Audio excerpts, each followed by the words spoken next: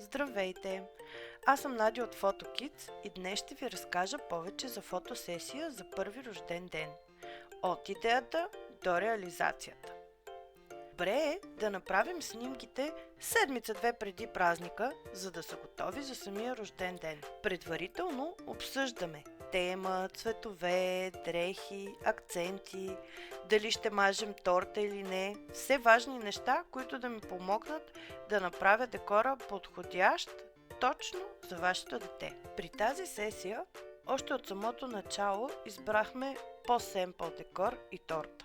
Така главният герой беше детето с дрежка на ягодки, а ягодата се превърна в акцент, който ми помогна да направя декора. Ето как изглеждат нещата зад кадър. Винаги препоръчвам на родителите да правят видео, докато ние се забавляваме. Остава си страхотен спомен.